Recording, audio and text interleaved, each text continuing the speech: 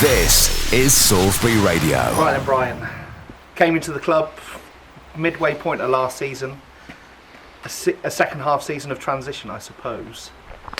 Yeah, no, definitely. I think me and Cal realised from an early point that we were going to have to seriously revamp the squad and reshape it and make sure we get the right types of players in the building to try and be successful for this season. So yeah, from an early point of last season, we were transitioning, trying to get the squad and the recruitment right for this season. You started to put some of your your DNA on the way the team were playing as the season progressed. There was changes in kind of the philosophy of the football. Yeah, if you like, I think it's important that we try and play football that's pleasing for the fans. I think you ask most fans, they want to see the ball on the floor, they want to see neat, tidy football, brave football, and that's something that I want to do as well. So really pleased that the way I like to play football is in keeping with what the fans want, but obviously the fans want success as well. They don't want pretty football if it's not going to have any substance behind it. We've got to win matches, so it's just getting the balance right between the two of playing the right style of football but also with purpose. And between the end of last season and the start of this season, there's been some changes behind the scenes as well as playing staff, some coaching changes, some changes in the boardroom too. Make a big difference to the way the club works maybe. Yeah, look, I don't get too involved with stuff at board level, but from a coaching perspective, we're always trying to push the club forward, and if there's anybody who can assist the club in the right way in terms of add value to it, we'd look to bring people in and help that side. We've got a strength and conditioning coach, Sam Chapman, who's worked at Southampton and Bournemouth first team level. So he's really helpful. Phoebe's come in as head physio now, and Phoebe's just starting out in that role, but she's full of enthusiasm and keen to really make a mark. So really pleased to have her on board as well. And we've got Jason Bryce, who's going to help Mickey Weston, our long-serving kit man. He's been a really breath of fresh air and really helpful, and even does little bits with me to help out on the football side of things when I'm a bit short. And obviously Cal, who's been superb. Cal's been with me since last season, and someone who's invaluable in terms of the amount of work and the effort that he puts in, not only on a footballing first team level but across the football club. He's helpful to all levels of the football club as well. So no, really pleased with the staff that I've got amongst me at the moment. So big changes to the back room, but also huge changes to the first team squad. Kind of lost count of how many new players there are who've been introduced during pre-season. Couple returning as well who didn't really get a chance before. It's going to be a very different team from last season. Yeah, it is. I think I've probably kept 3, maybe 4 players from the team that I inherited last season, in my opinion it needs freshening up. We need a different way. The football club, when I used to play for the football club, was used to creating the Raymac as a fortress. I want to do that again. Really important that we get the right players, but also the right characters in the building, people who can handle pressure, but also connect with the fans. And I think Salisbury's always been built on having that connection with the fans and being approachable. And I want to create that again and really push the football team on and the football club. So looks like you're building a team with a bit of a mixture of some quite experienced players. People like Dan Fitchett's been around the football club for a long time, but also new players coming in who are hugely experienced in the Football League, but also giving young players a chance, like Devon, who's come through the development side and now looking more established as a first team player.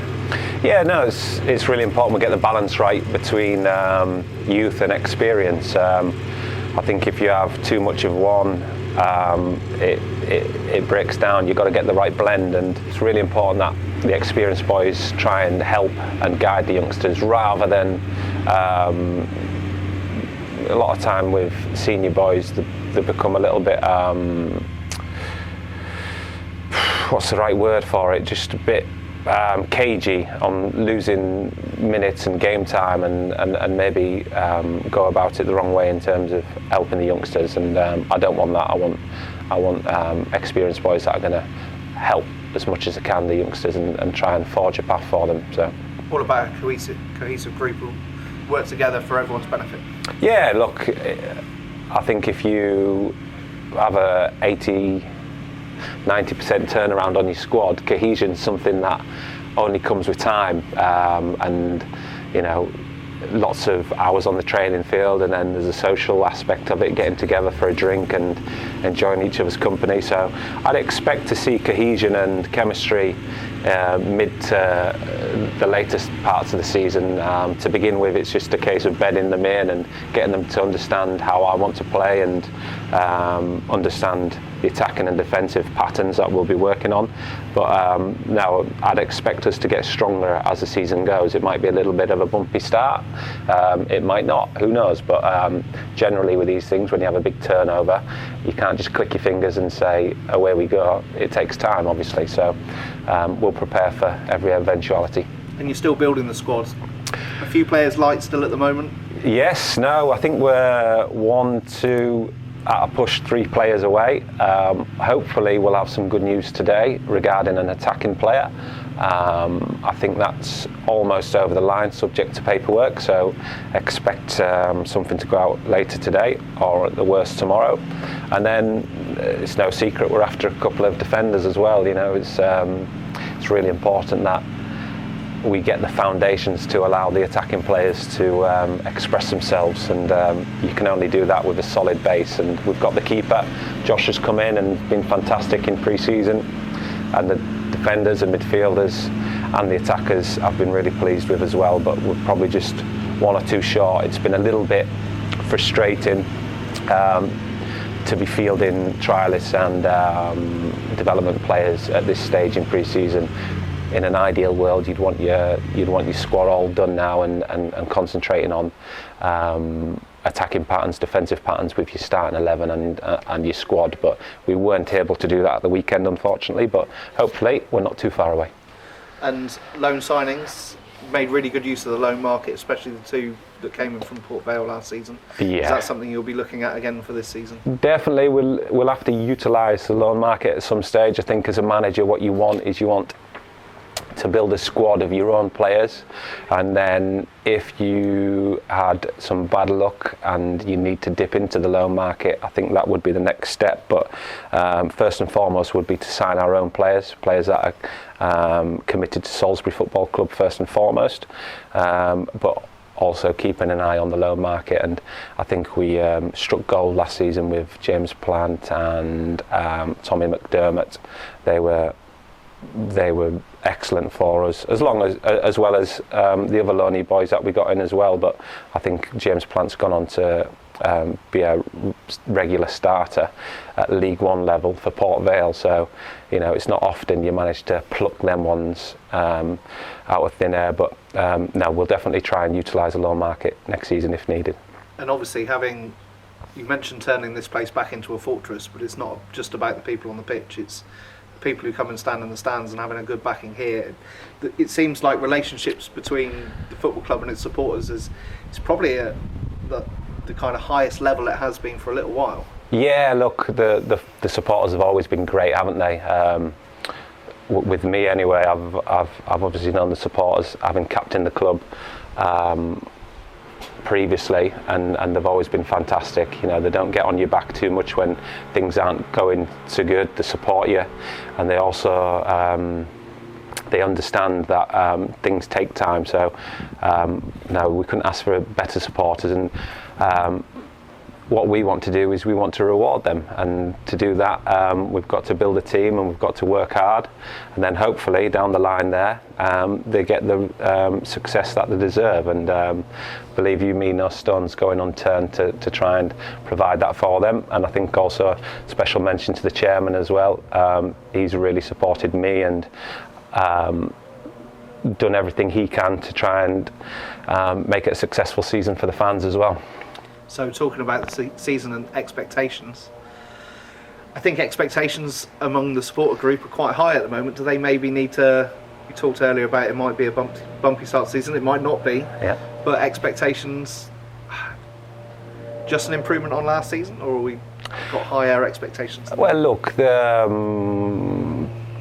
2 seasons ago we finished 15th, or the club finished 15th. Last season the club finished 15th or 14th, I'm not sure. So with regards to expectations, it'd probably be wrong for me to start talking about finishing in the playoffs or winning the league. That doesn't mean we're not going to finish in the playoffs or win the league. It just means we've just got to be mindful that we're not running before we can walk. 2 seasons of finishing 15th, a massive turnover of squad, because it's going to take time to bed in. But what we'll look to do is have a really positive season and try and amass as many points as we can. And if we can challenge and be up there to finish in the playoffs, I think that'll be a really excellent season and a great starting point. But like I said, I've been around football teams and football clubs a long time. It does take time for players to bed in, so we won't get carried away. We'll know where we're at after about 10 games of the season. 3 games here over the next couple of weeks for the end of pre-season. Some tough tests, but also really good prices. £5 for adults and free for under 18s to come in and watch. It'd be good to get some people in the ground and watching the new team. No, look, we want a real positive season, and I think it's important the fans try and connect with the players, and the players try and connect with the fans at the earliest opportunity.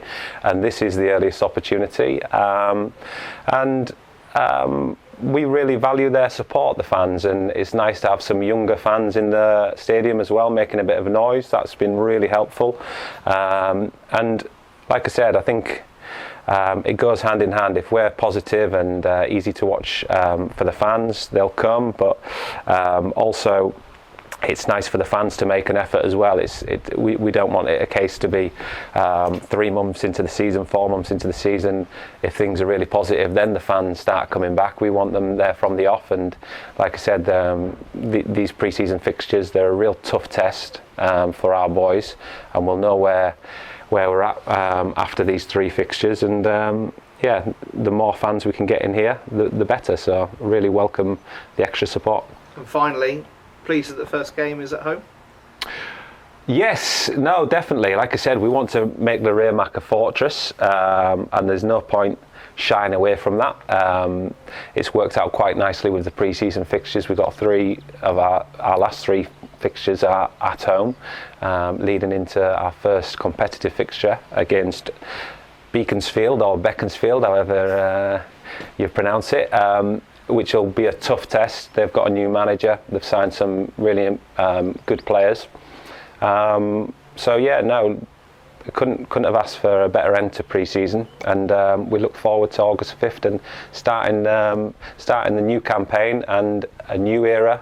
Finally, for me, I've got my own team. I've waited a long time for this, having been the Walsall manager in the Football League. It wasn't quite my team that I'd taken over there as an interim manager, and then my next job as Salisbury manager, I felt like I've taken over someone else's team, and finally this is my own team, and really looking forward to and excited about the season. Good luck for the season, Brian. Thank you. Cheers.